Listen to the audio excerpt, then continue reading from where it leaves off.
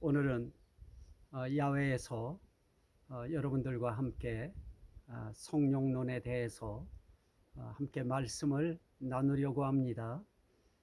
오늘은 특별히 이름으로 불리워지는 성령, 그 이름으로 불리워지는 성령이라고 이야기할 때는 요한복음 14장 26절입니다. 보혜사 곧 아버지께서 내 이름으로 보내실 성령, 여기에 아버지께서 내 이름으로 보내실 성령 이렇게 말씀합니다. 자, 이 성령님도 이름이 있습니다. 예수님의 이름으로 보내어진 성령님이십니다. 그래서 그냥 보혜사 예수, 또 보혜사 성령 예수, 이렇게도 부르기도 합니다. 어쨌든 저는 이 삼위일체적 이름을 가지신, 또 삼위일체적 신격을 가지신 이 삼위 되시는 성령님에 대해서 말씀을 나누려고 합니다. 그동안 이 성령이라고 하는 성령에 대해서 이야기할 때 이 성령의 삼위적 이름 가운데 하나님의 영 또는 아버지의 영, 또 제2위가 되시는 예수 그리스도의 성령, 또는 아들의 영, 또는 예수의 영, 또는 그리스도의 영이라 불리워지는 이러한 삼위적 이름에 대해서 말씀을 지난 시간까지는 보았습니다. 또 그 영상을 올렸습니다. 오늘은 삼위적 이름 가운데 제3위가 되시는 이 성령에 대해서 말씀하실 때 그 성령을 뭐라고 표현하셨느냐? 보혜사 곧 아버지께서 내 이름으로 보내실 성령, 그럽니다. 이 성령은 보혜사라고 하는 이름으로 불리워집니다.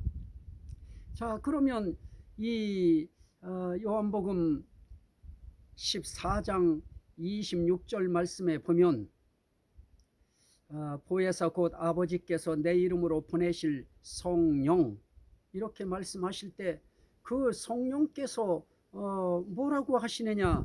그가 너희에게 모든 것을 가르치고 모든 것을 생각나게 하리라, 그럽니다.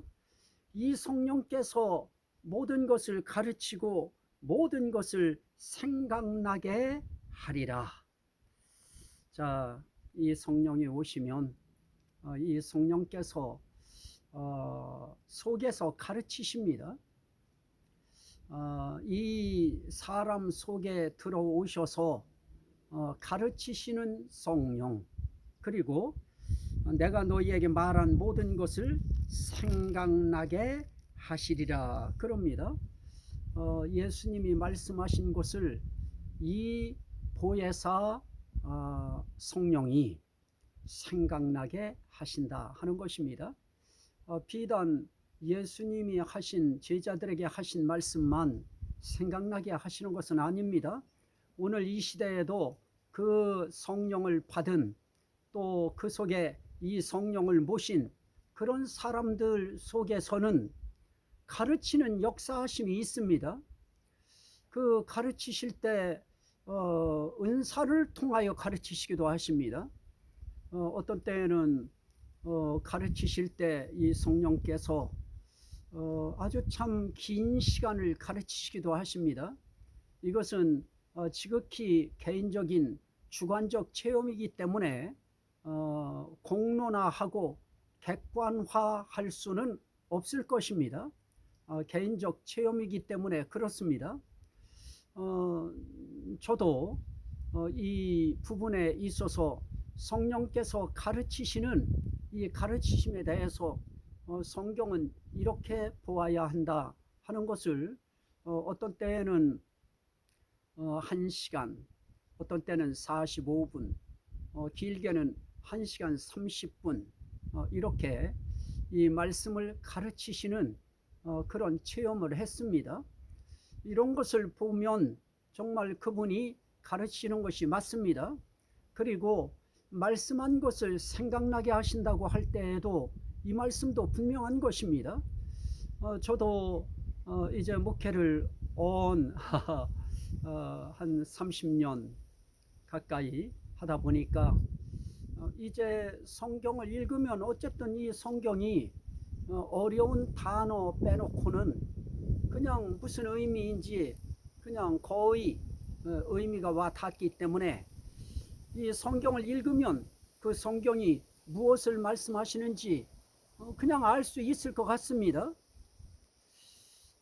그런데 그럼에도 불구하고 어떤 때에는 그것보다는 정말 성령께서 내게 말씀하셔서 좀 이 말씀을 성령이 말씀하시고 깨닫게 해주셔서 좀 깨달았으면 좋겠다 하는 말씀들이 있습니다. 그래서 그 문제를 놓고 기도합니다. 잠자리에 들면서도 하나님, 내가 이 말씀을 못 깨닫겠습니다. 모르겠습니다. 깨닫게 해주세요 하고 하나님 앞에 하루, 이틀, 사흘, 나흘, 어떤 때는 2주간 동안도 기도한 적이 있습니다.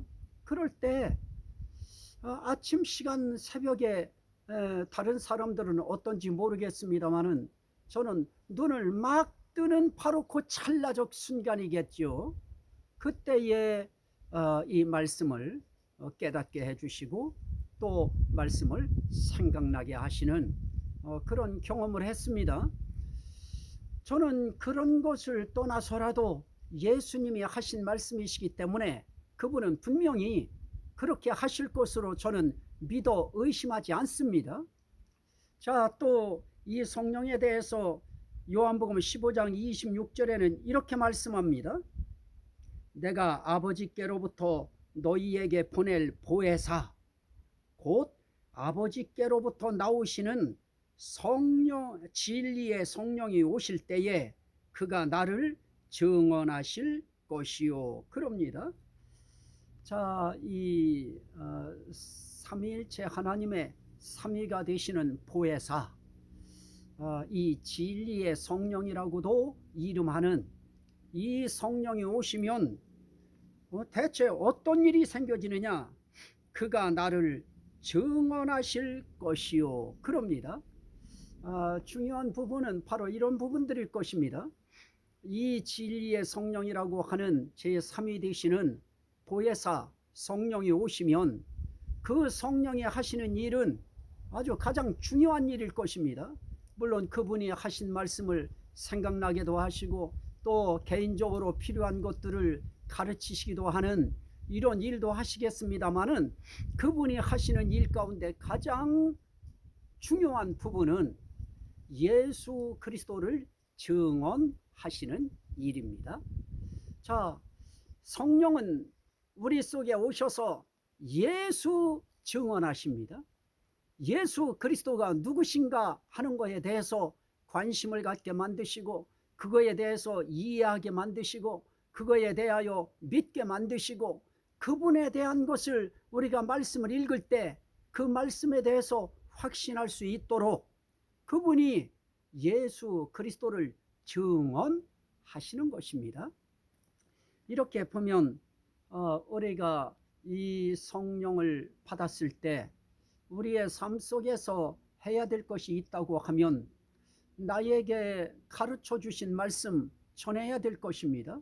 그리고 나에게 생각나게 하신 말씀 이것도 전해야 될 것입니다. 하지만 무엇보다도 중요한 것은 예수 그리스도를 증언하시는 그 성령의 아주 중요한 속성 이것을 우리가 이해하고 우리도 우리에게 증언해 주시는 그 예수 그리스도에 대해서 증언하고자 하는 열망이 일어나야 될 것입니다. 그래서 그 예수를 증언해야 됩니다. 이것이 이 성령 받은 사람들이 해야 할 그러한 일일 것입니다. 그래서 내가 아버지께로부터 너희에게 보낼 보혜사 곧 아버지께서 나오시는 진리의 성령이 오실 때에 그럽니다.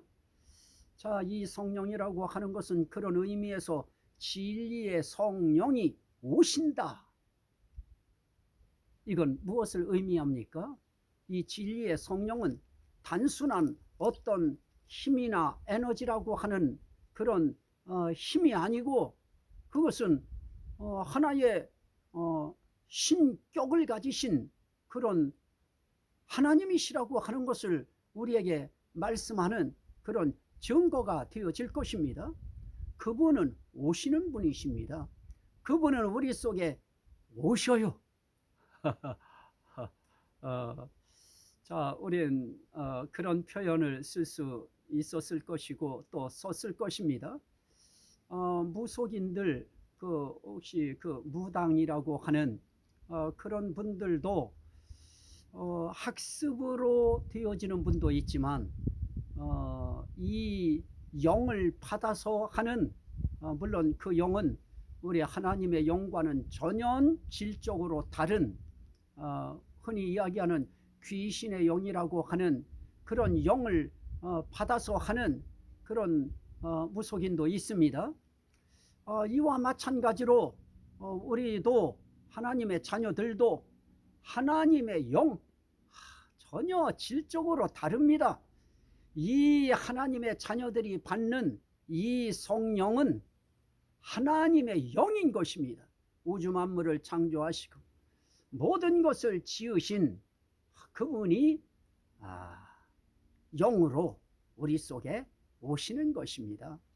그 하나님의 영, 그 영은 우리에게 오셔서 우리와 함께 거하시면서 그분이 우리에게 예수를 증언하시고 예수님이 가르친 말씀을 생각나게 하시고 또 성령께서는 또 우리의 필요한 바를 가르쳐 주시는 그런 분이시라고 하는 것을 우리가 알 수 있는 것입니다.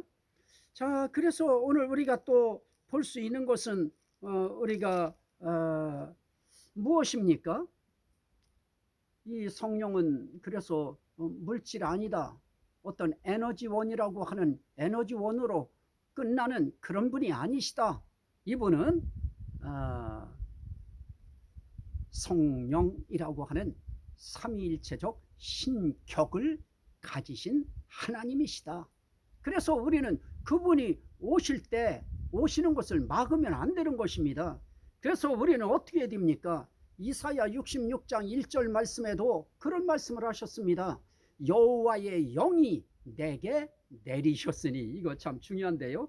여호와의 신이 내게 내리셨으니, 이렇게 이사야 66장 1절에 말씀합니다. 자, 우리에게도 이 여호와의 신이 내리는 정도가 아니고 이 여호와의 신이 오셔야 됩니다. 그러려고 하면 우리의 입술을 통해서 어떻게 해야 됩니까? 그분을 신격을 가지신 하나님으로 인정하고 성령님 오시옵소서, 보혜사 진리의 성령님 오시옵소서 하고 우리는 그 성령님이 오시기를 환영해야 되는 것입니다. 그래서 우리는 적어도 3가지는 우리가 마음속으로 그분에 대해서 인정하고 고백을 해야 될 것입니다. 어떻게 해야 됩니까? 성령님 환영합니다. 성령님 믿습니다. 성령님 사랑합니다. 다시 한번 성령님 사랑합니다. 성령님 믿습니다. 성령님 환영합니다. 오시옵소서. 이 고백이 저와 여러분들의 삶 속에 반드시 있어야 될 것입니다. 이 성령이 오시면 참 그 성령이 우리에게 오시면 우리에게 어떤 일을 하십니까? 이제 그런 일들에 대해서는 이제 또 다음 시간에 말씀을 드릴 것이고요. 오늘 우리가 볼 수 있는 그런 부분들로만 우리가 생각해도 요한복음 14장 16절 말씀에 보면 내가 아버지께 구하겠으니 그가 또 다른 보혜사를 너희에게 주사 영원토록 너희와 함께 있게 하리니 그는 진리의 영이라. 세상은 능히 그를 받지 못하나니 이는 그를 보지도 못하고 알지도 못함이라. 그러나 너희는 그를 아나니 그는 너희와 함께 거하시며 또 너희 속에 계시겠습니다. 그럽니다.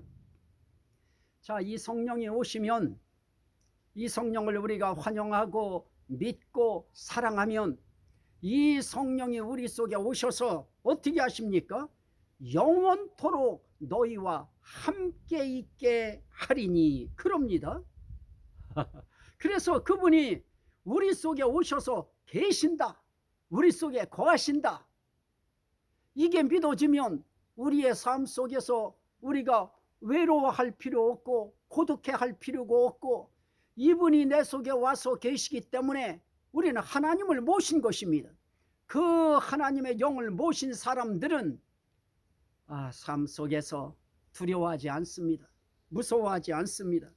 자, 한 가지 우리가 읽었던 14장, 요한복음 14장 27절 말씀에 보면 그 성령에 대해서 말씀하시면서 너희에게 말한 모든 것을 생각나게 하리라 그러면서 평안을 너희에게 끼치노니 그럽니다. 곧 나의 평안을 너희에게 주노라.